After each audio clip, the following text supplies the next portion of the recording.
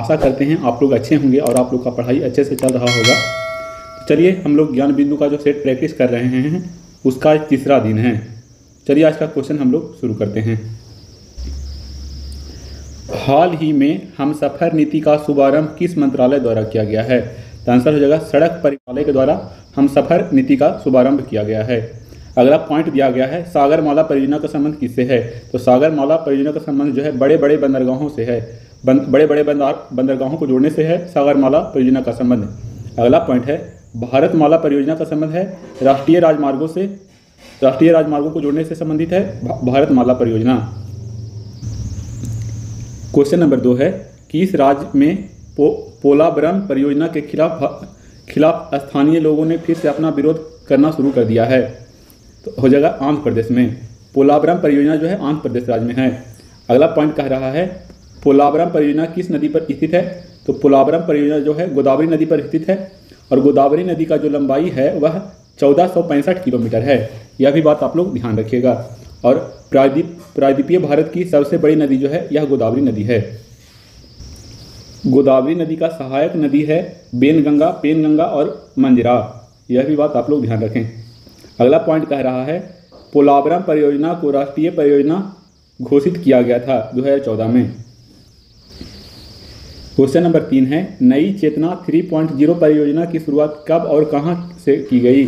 तो 2024 में इसका शुरुआत किया गया था न्यू दिल्ली से।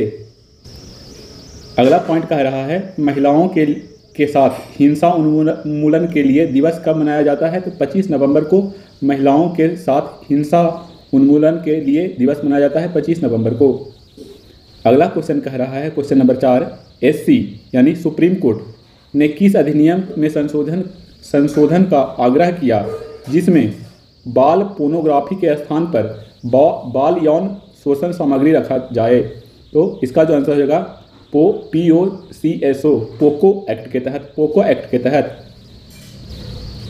अगला पॉइंट कह रहा है, IT अधिनियम की किस धारा के तहत बाल यौन शोषण पर दंड का प्रावधान किया गया है? तो धारा 67 के तहत, 67 के तहत। अगला क्वेश्चन कह रहा है, क्वेश्चन नंबर 5, बिहार कोकिला के नाम से प्रसिद्ध गायिका जिनका हाल ही में निधन हो गया कौन है? इनका जो नाम है शारदा सिन्हा। शारदा सिन्हा जो है छठ गीत के लिए बिहार में फेमस थी। इनका हाल ही में निधन हो गया है। अगर भारत कोकिला पूछे किन्हें कहा जाता है तो सरोजिनी नायडू को कहा जाता है, और स्वर कोकिला पूछे किन्हें कहा जाता है तो लता मंगेशकर को स्वर कोकिला कहा जाता है। विश्व के सर्वाधिक प्रतिष्ठित फिल्म पुरस्कार ऑस्कर में इस बार कौन सी फिल्म भारत का प्रतिनिधित्व करेगा? इसका आंसर होगा लापता लेडीज। सबसे बड़ा पुरस्कार जो है फिल्म जगत के क्षेत्र में ऑस्कर है। इसका स्थापना 1929 में ईस्वी में किया गया है। अगला पॉइंट कहा गया है, ऐसे भारतीय व्यक्ति जिन्हें फिल्म जगत में जीवन प्रयत्न उपलब्धि के लिए ऑस्कर अवार्ड दिया गया है वह सत्यजीत रे हैं। ऐसे भारतीय व्यक्ति जिन्हें फिल्म जगत में जीवन प्रयत्न उपलब्धि के लिए ऑस्कर अवार्ड दिया गया है सत्यजीत रे। क्वेश्चन नंबर 7 है, देसी गाय को राजमाता का दर्जा किस राज्य सरकार द्वारा दिया गया? देसी गाय को राजमाता का दर्जा दिया गया है महाराष्ट्र राज्य के द्वारा दिया गया है। वर्तमान में महाराष्ट्र के CM जो हैं देवेंद्र फडणवीस हैं। वैदिक सभ्यता में गाय के लिए उपयुक्त शब्द क्या है? वैदिक सभ्यता में गाय के लिए उपयुक्त शब्द है अधन्या। अधन्या का अर्थ होता है ना मारे जाने योग्य पशु। क्वेश्चन नंबर 8 कह रहा है, हाल ही में सातवीं आवधिक श्रम बाल सर्वेक्षण वार्षिक रिपोर्ट किस संस्था द्वारा जारी किया गया? हाल ही में 7वीं आवधिक श्रम बाल सर्वेक्षण वार्षिक रिपोर्ट किस संस्था द्वारा जारी किया गया? था श्रम ब्यूरो के द्वारा जारी किया गया, श्रम ब्यूरो को द्वारा। इसमें पॉइंट कहा गया है, भारत में रोजगार और बेरोजगारी के आंकड़े कौन जारी करता है? तो इसका जो आंसर हो जाएगा NSSO जारी करता है। क्वेश्चन नंबर 9 है, बिहार में पहले ड्राई पोर्ट का उद्घाटन किस जिले में किया गया? बिहार में पहले ड्राई पोर्ट का उद्घाटन किस जिले में किया गया? तो पटना के बिहटा में। क्वेश्चन नंबर 10 है, भारत की पहली हवाई आधारित स्वचालित आंतरिक वायु गुणवत्ता निगरानी सुविधा किस एयरपोर्ट पर शुरू की गई है? तो तिरुवनंतपुरम जो कि केरल में स्थित है, तिरुवनंतपुरम केरल में। पॉइंट कह रहा है, आंतरिक वायु गुणवत्ता का विकास किस संगठन द्वारा किया गया? आंतरिक वायु गुणवत्ता के विकास किस संगठन द्वारा किया गया? तो CSIR के द्वारा। क्वेश्चन नंबर 11 है, अक्टूबर 2024 में महिला उद्यमिता मंच का शुभारंभ किस राज्य में किया गया? अक्टूबर 2024 में महिला उद्यमिता मंच की शुभारंभ किस राज्य में किया गया? तो तेलंगाना में। पॉइंट कह रहा है महिला उद्यमिता मंच किस आयोग द्वारा शुरू किया गया? तो नीति आयोग द्वारा, और नीति आयोग का जो स्थापना हुआ है 1 जनवरी 2015 को हुआ है। क्वेश्चन नंबर 12 है, राज्य खाद्य सुरक्षा सूचकांक 2024 में भारत का टॉप राज्य कौन सा रहा है? तो केरल हो जाएगा। शिक्षा लिंगानुपात सतत विकास में शीर्ष राज्य कौन है? तो यह भी केरल है। शिक्षा लिंगानुपात और सतत विकास में शीर्ष राज्य है केरल है। क्वेश्चन नंबर 13 है, राष्ट्रीय संस्थान रैंकिंग फ्रेमवर्क इंडिया रैंकिंग 2024 जारी किया गया। भारत के उच्च शिक्षा संस्थानों में समग्र रूप से शीर्ष स्थान कौन सा है? तो IIT मद्रास का शीर्ष स्थान है। राष्ट्रीय संस्थागत रैंकिंग फ्रेमवर्क इंडिया रैंकिंग 2024 जारी किया गया। भारत के उच्च शिक्षा संस्थानों में समग्र रूप से शीर्ष स्थान कौन सा है? तो IIT मद्रास। पॉइंट कहा गया है इंडिया रैंकिंग 2024 का कौन सा संस्करण जारी किया गया? तो 9वां संस्करण जारी किया गया है।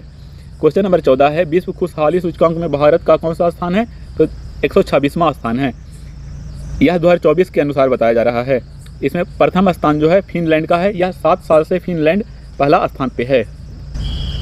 निर्यात तैयारी सूचकांक का प्रकाशन कौन करता है? तो हो जाएगा नीति आयोग। निर्यात तैयारी सूचकांक का प्रकाशन कौन करता है? तो नीति आयोग।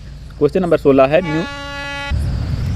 न्यूनतम समर्थन मूल्य MSP किसकी सिफारिश पर लागू किया गया? न्यूनतम समर्थक मूल्य MSP किसके सिफारिश पर लागू किया गया? MS स्वामीनाथन के सिफारिश पर। भारत में हरित क्रांति का जनक जो कहा जाता है यह भी MS स्वामीनाथन को कहा जाता है। और विश्व में पूछा जाए हरित क्रांति के जनक किसे कहा जाता है? तो यह नॉर्मन बोरलॉग को कहा जाता है। क्वेश्चन नंबर 17 कह रहा है, बुध ने अपनी अंतिम वर्षा ऋतु कहाँ बिताया था? बुध ने अपनी अंतिम वर्षा ऋतु कहाँ बिताया था? तो वैशाली में। और सर्वाधिक वर्षा ऋतु कहाँ बिताया था? तो श्रावस्ती में। बुध का जो बचपन का नाम था वह सिद्धार्थ था। बुध के पिता का नाम सुदोधन था, और उनकी माता का नाम महामाया देवी था, और उनकी पत्नी का नाम यशोधरा था, और उनके पुत्र का जो नाम था वह राहुल था। यह भी बात आप लोग ध्यान रखिएगा। और बुध का जो जन्म हुआ था 563 BC में हुआ था, और बुध का मृत्यु जो हुआ था 483 BC में हुआ था। बुध का जो जन्म हुआ था लुम्बिनी वर्तमान नेपाल में हुआ था, और बुध का जो मृत्यु हुआ था वह कुशीनगर वर्तमान यूपी में हुआ था। यह भी बात आप लोग ध्यान रखिएगा। क्वेश्चन नंबर 18 कह रहा है, वैश्विक पर्यावरण आउटलुक रिपोर्ट किस संस्था द्वारा जारी किया जाता है? वैश्विक पर्यावरण आउटलुक रिपोर्ट किस संस्था द्वारा जारी किया जाता है? तो UNEP के द्वारा। इसका जो हिंदी नेम होता है संयुक्त राष्ट्र पर्यावरण कार्यक्रम। इसका जो स्थापना हुआ था 1972 को हुआ था। इसका जो मुख्यालय है नैरोबी केन्या में स्थित है। इसका स्थापना 1972 में हुआ था। वैश्विक पर्यावरण आउटलुक रिपोर्ट किस संस्था द्वारा जारी किया था? UNEP के द्वारा जारी किया जाता है। क्वेश्चन नंबर 19 है, रक्षा संसाधन एवं विकास संगठन DRDO का गठन कब किया गया और इसका मुख्यालय कहाँ है? इसका जो स्थापना किया गया था DRDO का 1958 में किया गया था, और इसका जो मुख्यालय है न्यू दिल्ली में स्थित है। और इसरो का जो पूछा जाए कि इसरो का स्थापना कब हुआ था? 1969 में, और इसका मुख्यालय जो है बंगलुरु में स्थित है। क्वेश्चन नंबर 20 है, रक्षा पेटी, लाइफ बोट तथा पनडुब्बी किस सिद्धांत पर काम करता है? तो यह आर्किमिडीज के सिद्धांत पर कार्य करता है। भारत की सबसे बड़ी निर्माणाधीन परियोजना कौन सी है? तो इसी का पूरा नाम है सरदार सरोवर परियोजना। इसे सरदार सरोवर परियोजना भी कहा जाता है। अगला क्वेश्चन है, क्वेश्चन नंबर 22 है, चुनाव आयोग अपनी स्थापना वर्ष किस अवधि तक एक सदस्यीय निकाय के रूप में कार्य किया? चुनाव आयोग अपनी स्थापना वर्ष किस अवधि तक एक सदस्यीय निकाय के रूप में काम किया? तो इसका जो स्थापना हुआ था 25 जनवरी 1950 को। और 1950 से लेकर 1989 तक यह एक सदस्यीय था, और 1989 और 1990 में यह 3 सदस्यीय हो गया था। फिर 1990 से 1993 तक जो रहा था एक सदस्यीय रहा था। फिर दोबारा 1993 में यह 3 सदस्यीय हो गया, और उसके बाद अभी तक जो है यह 3 सदस्यीय है। चुनाव 1950 से लेकर 1989 तक।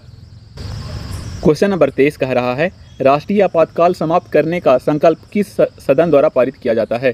राष्ट्रीय आपातकाल समाप्त करने का संकल्प किस संसद द्वारा पारित किया जाता है? लोकसभा द्वारा। क्वेश्चन नंबर 24 है, अरोरा ऑस्ट्रियोलिस और अरोरा बोरियोलिस जैसी परिघटना किस मंडल में घटित होता है? अरोरा तो आयन मंडल में। क्वेश्चन नंबर 25 है, सौर मंडल में कौन से दो ग्रह जो अपनी परिक्रमा पूरब से पश्चिम की ओर करता है?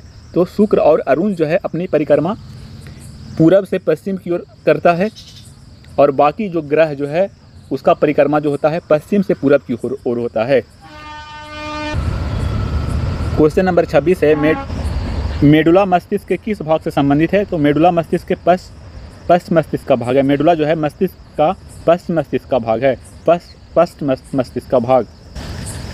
क्वेश्चन नंबर 27 है, बिहार की दूसरी रामसर साइट नागी और नकटी बिहार के किस जिले में अवस्थित है? तो जमुई में। और पहला जो था कांवर झील था वह बेगूसराय में स्थित है। आर्द्र भूमि दिवस जो है 2 फरवरी को मनाया जाता है। क्वेश्चन नंबर 28 है, विश्व पर्यावरण दिवस पहली बार कब मनाया गया? तो 5 जून 1974 को। भारत में कौन सी नदी कर्क रेखा को 2 बार काटता है? तो माही नदी। कांगो या जायरा नदी जो है विषुवत रेखा को 2 बार काटता है, और लिम्पोपो नदी जो है मकर रेखा को 2 बार काटता है।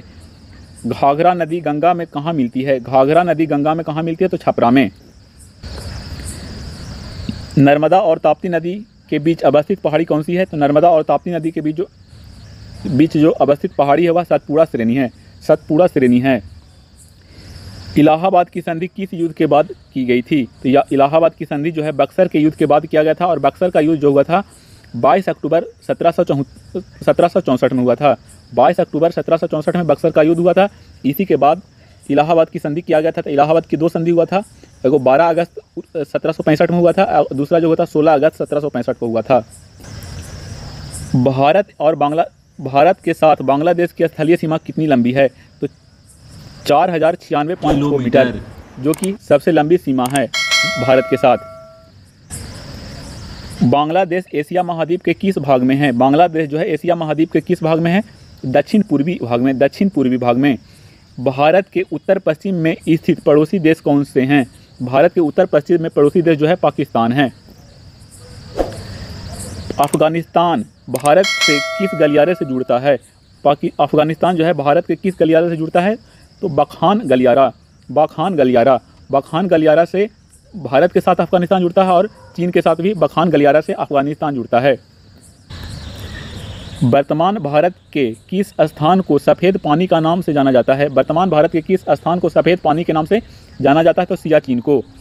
भारत और चीन के बीच सीमा निर्धारण करने वाली मैकमोहन रेखा किस प्रदेश के उत्तरी सीमा पर खींची गई है? तो अरुणाचल प्रदेश को पहले नेफा के नाम से जाना जाता था, और मैकमोहन रेखा जो खींचा गया था 1914 में खींचा गया था।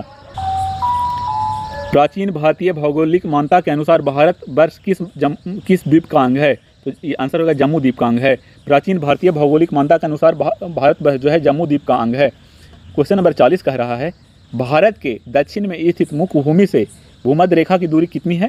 तो 876 किलोमीटर। सर के द्वारा क्वेश्चन में थोड़ा सा मिसप्रिंट हो गया था, तो फिर सर इसको सही करवाए हैं, तो ये हम पेन से लिख दिए हैं। भारत की मुख्य भूमि को रामेश्वरम द्वीप कौन अलग करता है? भारत के मुख्य भूमि को रामेश्वरम द्वीप से कौन अलग करता है? तो पंबन द्वीप अलग करता है। कौन सा जलाशय अंडमान को निकोबार द्वीप समूह से अलग करता है? कौन सा जलाशय अंडमान को निकोबार द्वीप समूह से अलग करता है? तो 10 डिग्री चैनल। भारत का अक्षांशीय और देशांतरीय विस्तार लिखिए। भारत का जो अक्षांशीय विस्तार है वह 8 डिग्री 4 मिनट उत्तर अक्षांश से लेकर 37 डिग्री 6 मिनट उत्तर अक्षांश, और देशांतर की बात कहें तो 68 डिग्री 7 मिनट पूर्वी देशांतर से 97 डिग्री 25 मिनट पूर्वी देशांतर तक। भारत का सुदूर दक्षिण बिंदु क्या है? तो इंदिरा पॉइंट या पिग्मेलियन पॉइंट, या इसे पार्सन पॉइंट के नाम से भी जाना जाता है। BECI की स्थापना के समय भारत के राजा और ब्रिटिश महारानी कौन थी? BECI का मतलब हुआ ब्रिटिश ईस्ट इंडिया कंपनी का स्थापना के समय जो भारत का राजा और ब्रिटेन की रानी कौन थी? तो उस समय राजा जो थे भारत के वो अकबर थे। उनका कार्यकाल 1556 से लेकर 1605 तक था, और जो BECI जो ब्रिटिश ईस्ट इंडिया कंपनी का जो स्थापना हुआ था वह 1600 ईस्वी में हुआ था, और उस समय भारत के राजा अकबर थे, और ब्रिटेन की जो महारानी थी वो एलिजाबेथ प्रथम थी। क्वेश्चन नंबर कह रहा है 46 नंबर, मुगल दरबार में आने वाला दूसरा अंग्रेजी यात्री कौन और किसके दरबार में आया था?